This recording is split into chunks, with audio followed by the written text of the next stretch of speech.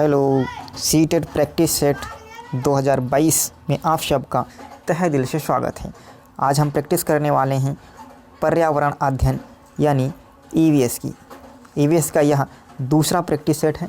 इससे पहले एक प्रैक्टिस सेट दिया जा चुका है, जिसने वो नहीं देखा वो जा करके ज़रूर देखिएगा। तो शुरू करते हैं आज के सेशन को। तो आज का पहला प्रश्न क्या है, चलेंगे अपने पहले प्रश्न पे। पहला प्रश्न है कि कांच के जार तथा बोतल को उनमें अचार भरने से पहले क्या होगा? अचार भरने से पूर्व सूर्य की धूप में अच्छी तरह सुखाया जाता है।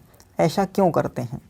ऐसा उसके तापमान में वृद्धि करने के लिए, उनमें से धूल हटाने के लिए, नमी को पूर्णतः हटाने के लिए, अचार को स्वादिष्ट बनाने के लिए। ऐसा क्यों किया जाता है? तो ऐसा किया जाता है कि उसमें से जो नमी है, नमी को पूर्णतः हटाने के लिए उसे धूप में सुखाया जाता है। क्लियर है? तो यहाँ पर ऑप्शन आपका ए सही हो जाएगा।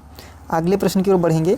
प्रश्न नंबर सेकंड, दूसरा क्या कहता है कि बगुला भैंस पर बैठता है। क्यों बैठता है भाई? कि बगुला भैंस पर बैठता है क्यों? कि बगुला तथा भैंस में सहजीवी संबंध है, या बगुला मनोरंजन के लिए भैंस पर बैठता है। भैंस बगुले को एक स्थान से दूसरे स्थान तक ले जाने में मदद करती है, इसलिए बैठ जाता है, या बगुला भैंस को डराना चाहता है। तो आपका ऑप्शन क्या होगा? तो बगुला भैंस को डराना चाहेगा। क्यों? भैंस बगुले को एक स्थान से दूसरे स्थान तक ले जाने में मदद करता है, ऐसा क्यों? बगुला मनोरंजन के लिए क्यों बैठेगा? तो बगुला क्यों बैठता है? यहाँ पर ऑप्शन ए सही हो जाएगा कि बगुला तथा भैंस में सहजीवी का संबंध होता है। आप कहोगे कि यह सहजीवी किस चिड़िया का नाम है? तो सहजीवी क्या होता है? सहजीवी किसी एक जीव का दूसरे जीव पर आश्रित होकर अपने जीवन का निर्वाह करना क्या कहलाता है? सहजीवी कहलाता है। क्लियर है? तो यहाँ पर ऑप्शन ए जो होगा वो बिल्कुल सही जवाब होगा। अगले प्रश्न पे चलेंगे। प्रश्न नंबर 3। प्रश्न नंबर 3 क्या है? वर्ली एक पारंपरिक कला का प्रकार है। वर्ली नामक स्थान किस राज्य में स्थित है? महाराष्ट्र, उड़ीसा, बिहार या राजस्थान? तो यहाँ पर ऑप्शन ए जो है वो बिल्कुल सही जवाब हो जाएगा। ऑप्शन ए महाराष्ट्र में। अगला प्रश्न है प्रश्न नंबर 3। प्रश्न नंबर 4। प्रश्न नंबर 4 क्या है?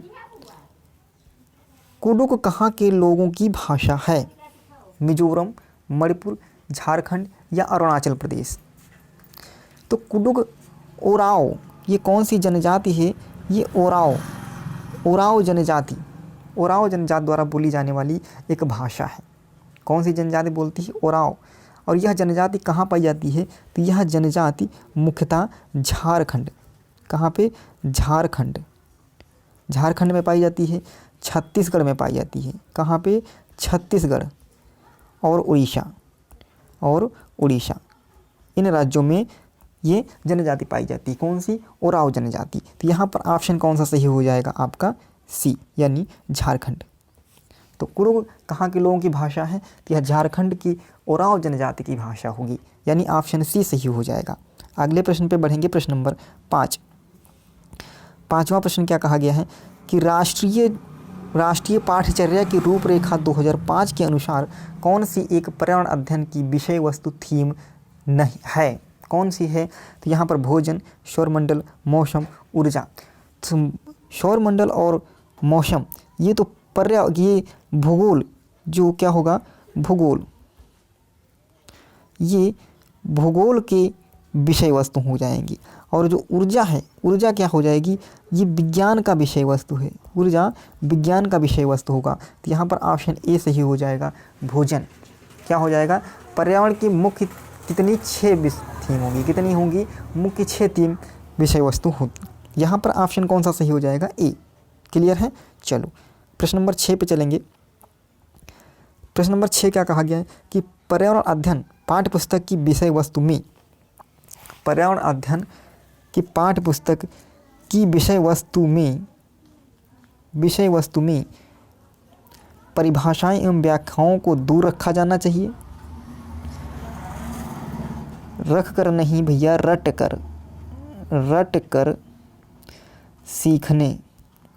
कर सीखने को हतोत्साहित करना चाहिए। बच्चे को प्रश्न करने और खोजने का मौका मिलना चाहिए, बच्चे को केवल लिखित जानकारी दी जानी चाहिए।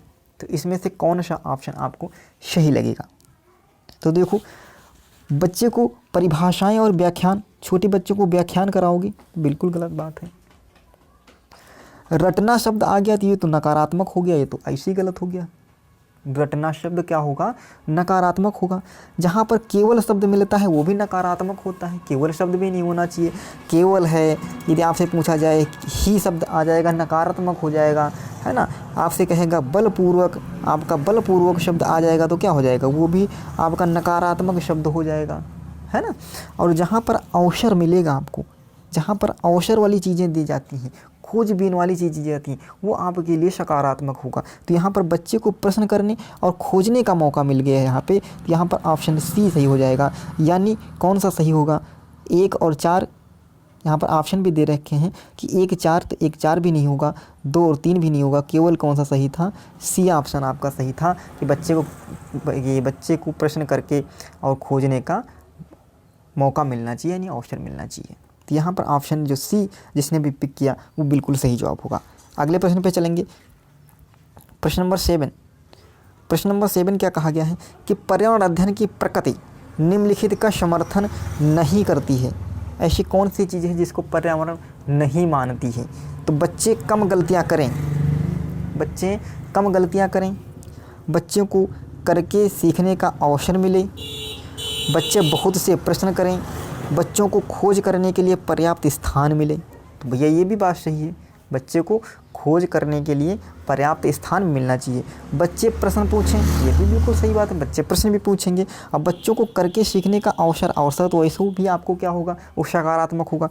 लेकिन बच्चे कम गलतियाँ करें, ऐसा समर्थक जो है वो पर्यावरण अध्ययन की प्रकृति नहीं करती। क्यों? क्योंकि बच्चे जितनी ज़्यादा गलतियाँ करेंगे उतनी ज़्यादा वो सीख पाएंगे, है ना। जब तुम कोई गलती नहीं करोगे तो तुम सीखोगे क्या? तो बच्चे जितनी गलतियां करेंगे उतनी ज़्यादा सीखेंगे। तो यहाँ पर ऑप्शन आपका ए जो होगा वो सही जवाब हो जाएगा कि बच्चे कम गलतियां करें, ऐसा पर्यावरण अध्ययन की प्रकृति में समर्थन नहीं किया गया है।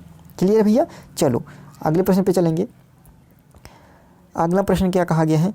गुरप्रीत पहली बार रेलगाड़ी द्वारा नई दिल्ली से चेन्नई गया। अपनी रेल यात्रा में उसकी गाड़ी के द्वारा निम्नलिखित में से किस नदी को पार करने की कम संभावना है? तो कौन सी नदी होगी जिसको गुरप्रीत की जो ट्रेन है, जो रेलगाड़ी है, वो भैया पार नहीं करेगी? और चल कहाँ से रहे हैं? तो दिल्ली से गए हैं, और कहाँ की ओर? चेन्नई की ओर। दिल्ली से गए हैं चेन्नई की ओर। तो यहाँ पर देख लेते हैं कौन सी नदी होगी। तो यहाँ पर गंगा नदी हो जाएगी। क्यों गंगा नदी क्यों होगी? क्योंकि गंगा नदी दिल्ली से पूर्व में बहती है, दिल्ली से पूर्व में बहती है, और बहते बहते कहाँ निकल जाती है? बहते बहते ये बंगाल की खाड़ी में गिरती है जा करके, है ना। जबकि दिल्ली से चेन्नई जाएंगे तो गोदावरी, कृष्णा और नर्मदा नदी ये तीनों पड़ेंगी। तो यहाँ पर ऑप्शन आपका जो होगा वो भी सही हो जाएगा। क्लियर है? चलो प्रश्न नंबर 9 पे चलेंगे। हमारे देश में निम्नलिखित स्थानों में से कौन सा ठंडा रेगिस्तान है? यानी ठंडा रेगिस्तान किसे कहा जाता है? जैसलमेर को, मेघालय को, लद्दाख को या दार्जिलिंग को? तो ठंडा रेगिस्तान आप सबको पता है किसे कहा जाता है? लद्दाख को। किसे? लद्दाख को। यानी ऑप्शन सी बिल्कुल सही हो जाएगा। अगला प्रश्न है प्रश्न नंबर 10। थोड़ा बड़ा प्रश्न है। क्या कहा गया है? प्रश्न आप अच्छे से पहले पढ़ लीजिएगा, उसके बाद में ऑप्शन देखेंगे कि कौवा पेड़ की ऊंची डाल पर अपना घोंसला बनाता है। इस घोंसले को बनाने में कई प्रकार की चीज़ें, यहाँ तक कि लकड़ी, शाखाएं और लोहे के तार भी होते हैं। एक चालाक पक्षी भी है। कौन सा चालाक पक्षी है? जो अपना घोंसला नहीं बनाता और कौवे के घोंसले में अंडे दे देता है। बेचारा कौवा अपने अंडों के साथ इन अंडों को भी सेता है। यह पक्षी कौन सा होगा? तो यह पक्षी आपको बताना है कौन सा है, जो वह पक्षी कौन सा है जो अपना घोंसला ही नहीं बनाता है, अपने अंडे जो हैं कौवे के घोंसले में देता है। तो वो देखो कौन सा पक्षी हो जाएगा। ये पक्षी कौन सा है? कलचिड़ी है, वसंत गौरी है, कोयल है या शक्करकोर है? तो यहाँ पर कौन सा हो जाएगा? कोयल। कोयल भैया अपना घोंसला नहीं बनाती है, यह अपने अंडे कहाँ देगी?